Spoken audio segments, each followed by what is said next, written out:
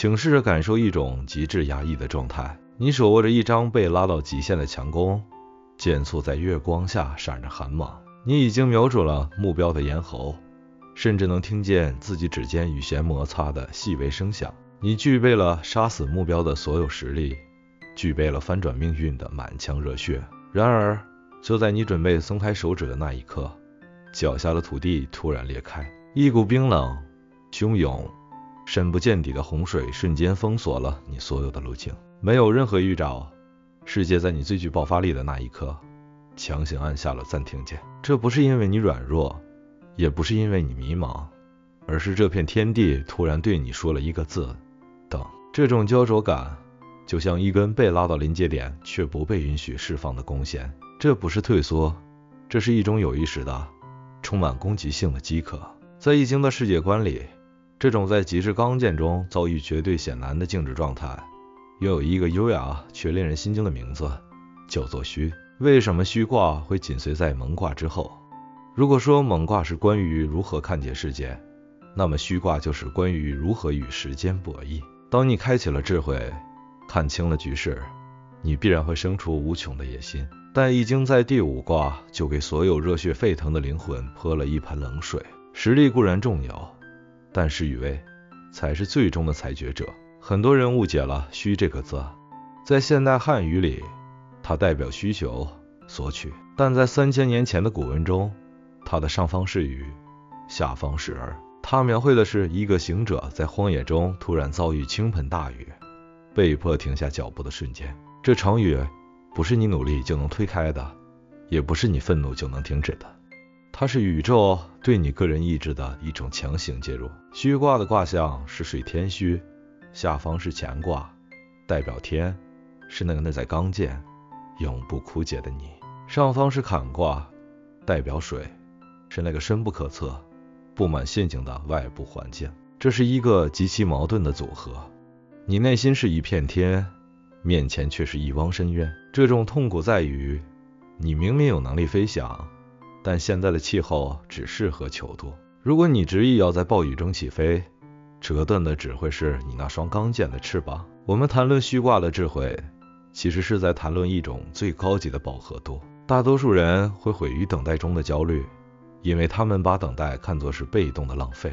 但虚卦的核心在于有福，那是对自然律动的一种绝对信任。你必须像相信呼吸一样相信，雨一定会停，天一定会亮。如果你没有这份信使，等待就是一场缓慢的凌迟；如果你有了这份信任，等待就变成了一场狩猎前的闭目养神。我们来拆解这场关于耐力的心理真训。虚卦的6个爻位，精准地勾勒出一个强大灵魂在面对阻碍时，心态是如何崩塌，又是如何重组的。最初，你站在郊外，初9爻说：须臾交，利永恒。这时候危险还在地平线之外，你只是感觉到风向变了，环境变得有些陌生。这是等待的第一层境界，守住你的恒长。最愚蠢的行为是在敌军还没出现时，就先把自己的粮草烧光。你要做的是维持日常的自律，该磨剑磨剑，该睡觉睡觉。这种看似无聊的平淡，其实是对抗焦虑的第一道防线。接着你来到了沙滩边，92爻说：须臾沙，小有言。沙地是不稳定的，你的脚步开始摇晃。更糟糕的是，周围开始出现冷言冷语。那些不如你的人会嘲笑你的停滞，那些看不懂趋势的人会质疑你的实力。这时候你内心的刚健火气会让你想要反击，想要跳出来证明给他们看。但易经说，终极真正的强大是不用向庸才解释你的沉默。沙滩上的流言终究会随着潮汐散去。然而当你越靠近目标，诱惑与危险就越具体。93爻说：须臾泥，至寇至。你离那片深水太近了，脚陷进了烂泥。这是一个人在等待中最脆弱、最容易犯错的时刻，因为你觉得只要再往前冲刺一步就能跨越深渊。但正是在这种焦躁中，你暴露了自己的弱点，招来了寇。那是想趁火打劫的外敌，或是你内心深处急功近利的魔障。这是一个死局，进是深渊，停是烂泥。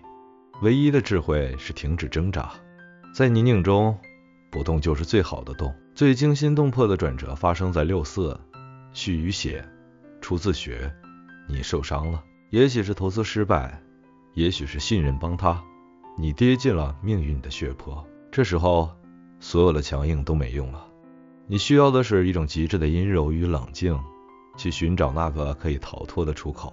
这是一个最冷的提醒，并非所有的等待都能换来胜利。有时候等待是为了学会如何优雅的撤退，保全那点最珍贵的火种。就在你以为一切都结束的时候，95爻出现了。这是全卦的灵魂中心，也是易经中最具暴力美学，也最具黑色幽默的一幕。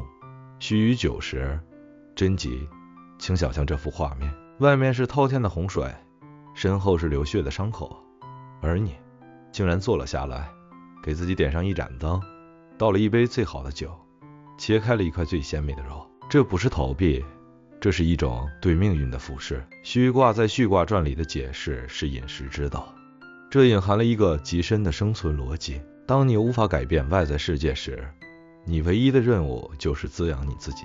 很多人在等待中变得枯槁，变得愤青，变得面目可憎，但真正的赢家会在等待中让自己变得更丰盈，更强大。你吃下的每一口食物，喝下的每一杯酒，读过的每一本书，都会转化为你肌肉里的纤维和血管里的勇气，这叫做叙事。当所有人都在雨中狼狈不堪，耗尽体力时，你却在酒香中完成了自我的升级。这种定力本身就是一种具备摧毁性的武器。最后，等待迎来了那个最吊诡的结局。上六爻说，入于血，有不速之客3人来，静至终结。等待的终点往往不是你计划中的那个凯旋式，而是3个不请自来的陌生人。这象征着命运的随机性。也许你等来的是一个全新的行业机会，也许是一个完全意想不到的合作伙伴，甚至可能是一个曾经的敌人。虚卦的最后一刻实境，当机会以你不认识的面貌出现时，你有没有那份胸怀去接纳它？如果你在等待中只学会了执着于原定的目标，那么你将错过整个宇宙的赠礼。在21世纪，我们正处于一个集体性焦虑的时代，每个人都想成为那个冲在最前面的人，每个人都害怕被时间抛弃。社交媒体上的成功学告诉我们，停下1秒都是罪过。但如果你仔细观察那些真正的顶尖者，你会发现，他们人生中最强大的力量，往往不是源于某次冲锋，而是源于某段漫长的、孤独的、看似无所事事的虚的时光。在那段时间里，他们忍受了外界的嘲讽，抵御了捷径的诱惑，甚至在流血的伤口中，依然能优雅地坐下来滋养自己的灵魂。他们知道，饥渴是好的，但盲目的饥渴会致命。这就是虚卦要告诉你的真相。这世界上没有任何一场雨会永远下去，但当雨停的那一刻，天空会出现2种人。第一种人，他们在雨中耗尽了体力，磨灭了志向，变得疲惫而平庸。当阳光洒下，他们已经没有力气站起来了。第二种人，他们在雨中吃饱了，喝足了，准备好了。当阳光穿透云层的那一秒，他们会像积蓄已久的雷霆，瞬间跨越那片曾经阻碍他们的深渊。所以，如果此时此刻你也正处于人生的虚卦之中，如果你感到明明有满身实力却无处施展，如果你的理想正被现实的暴雨困在原地，请不要沮丧，更不要愤怒，请收起你那无谓的冲动，拍掉你盔甲上的泥土，找一个能遮风避雨的地方，点燃一把火，为自己准备一场丰盛的盛宴。你要记住，等待不是因为你弱小，而是因为你值得一个更伟大的时机。你要在沉默中变得饱和，你要在寂寞中变得强壮，你要在那场大雨中活得比任何时候都更像一个赢家。当那3个不速之客敲响你的房门，当水位终于退去，露出前进的路基，那个从酒席中缓缓站起来，目光如炬的你，将会是这片大地最敬畏的猎手。